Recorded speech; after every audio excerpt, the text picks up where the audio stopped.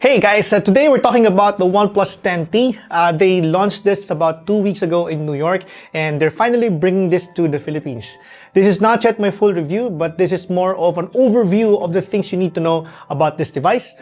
There's a lot of things to cover at para sa inyo na fans ng OnePlus, alam ko marami sa inyo ang maiengganyo dito at alam ko may mga iba naman na siguradong may hahanapin kayo na wala ito.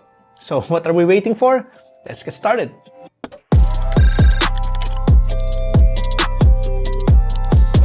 Alright, let's do a bit of unboxing before I talk about the major features of this device. The actual retail box is inside this bigger red box. Apart from the smartphone, you'll get their signature red Type-C cable.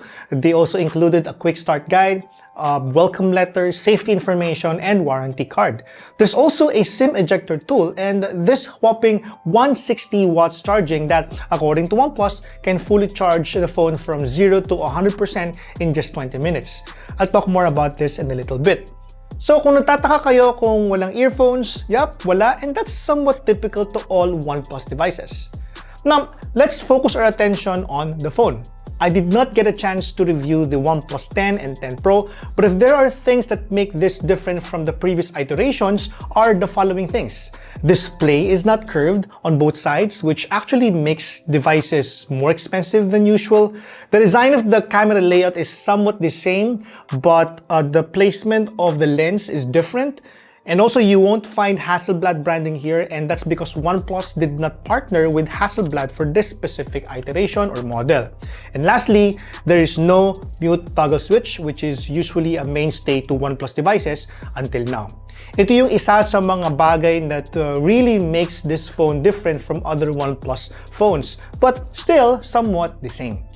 The toggle switch, like their red color cables, is like a signature that they intentionally removed in this iteration. Now, according to OnePlus, their decision to remove the switch is from a technical design aspect to prioritize the inclusion of super fast charging. Now, whether this is something to be taken seriously is entirely up to you, because there are some phones that still allow super fast charging and yet retain or have extra switches. This, however, is actually not a reason to ditch the OnePlus 10T, because this does not entirely diminish the value and experience of using the phone. However, I would have wanted for OnePlus to retain this feature sana, because it gives additional convenience to its users. Ito at saka yung Poco F4 GT, ang alam ko na may switch on Android phones that would allow you to instantly mute the phone in certain situations. Sayang, pero again, hindi entirely a big issue ito, no, in my opinion. Now, in terms of display, the OnePlus 10T features a fluid AMOLED display with refresh rate up to 120Hz and supports HDR10+.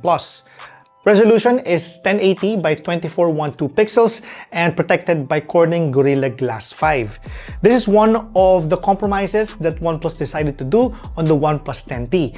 Mas mababa ang resolution niya, and this may only be relevant if you're going to watch super high-definition photos and videos. Now, when you put this beside a phone with 1440p resolution, the difference is seemingly not that much. And as for the performance of the display, it looks really fantastic. Photos look amazing and punchy, and the quality of details I see are more than enough to my standards. Now, it may be a bit of a downgrade from the OnePlus 10 Pro, but then again, I wasn't expecting this phone to have exactly the same or better features, because this is more focused on performance. Now, let's talk about performance. This is powered by the latest Snapdragon 8 Plus Gen 1 chipset. It promises 10% boost from previous chipset and gives the phone the T in the OnePlus 10T. Just in case hindi nyo alam, this T means turbo, and this series usually comes out 6 months from the last iteration. No? Now, as earlier mentioned, the focus is more on the turbo performance, and this phone really delivers. I know some of you want benchmarks, so here's how it stacks compared to Snapdragon 8 Gen 1 and Snapdragon 8 Plus Gen 1 phones.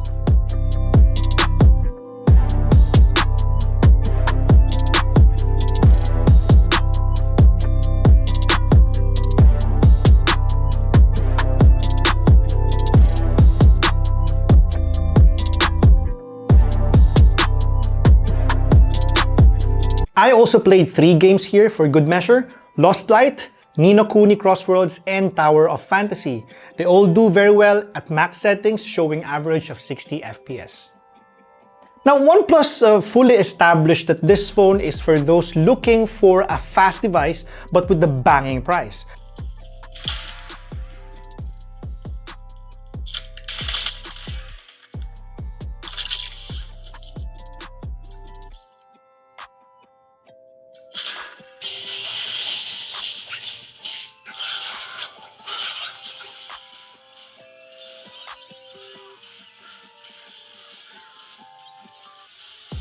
Walang question na mabilis to, and it may just be one of the fastest that I've tested around.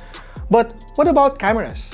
Now, what they have are 50 megapixel main wide camera, plus 8 megapixels ultra wide and 2 megapixels macro. This doesn't have telephoto lens, and you're limited to only zooming up to 10 times. This phone also has 16 megapixel front-facing camera.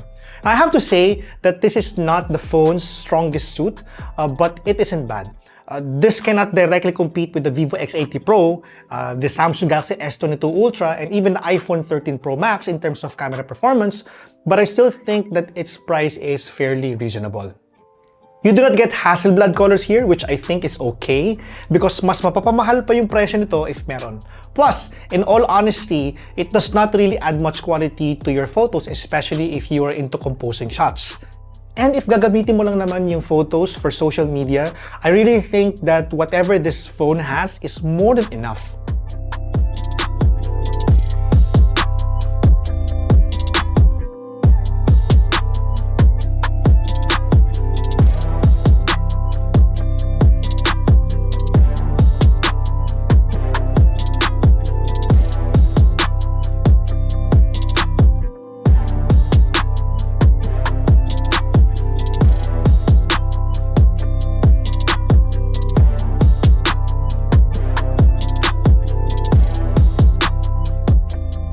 You can shoot 4K up to 60 FPS, up to 240 FPS slow motion on the main camera, but you are stuck with up to 1080p at 30 FPS on the front-facing one.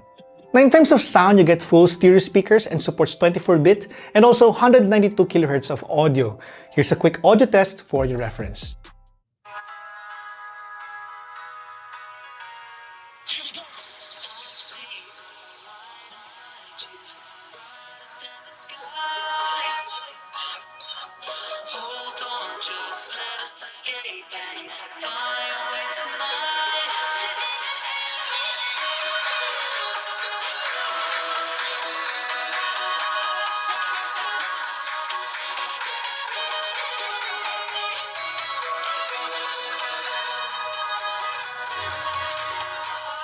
Now, how about battery performance? I won't get into that yet, because I still need more time to further test its 4800 mAh battery.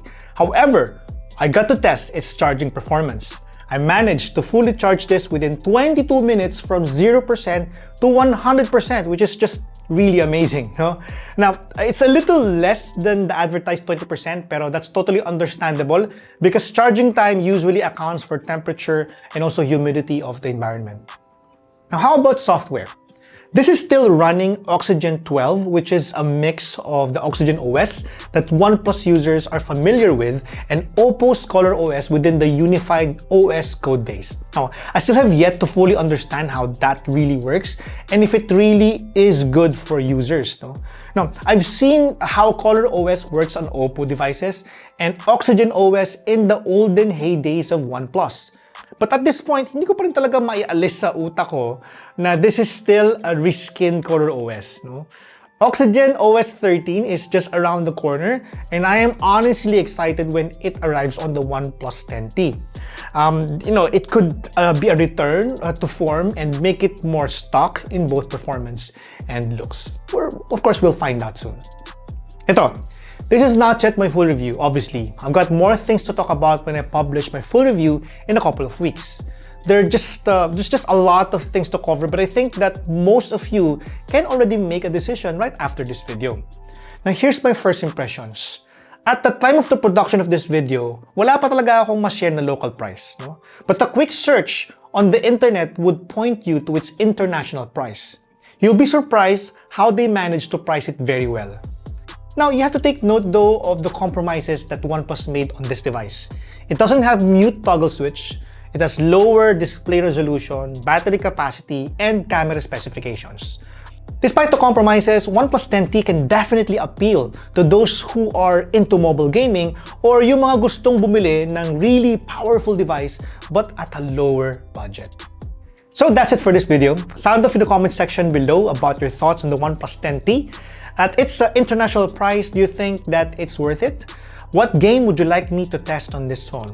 Pag-usapan natin yan. Again, catch my full review very soon. Well, again, thanks again for watching this video. This has been Gian of Gadget Pilipinas. Just a reminder, be kind, keep things right, and know that you are appreciated. Bye!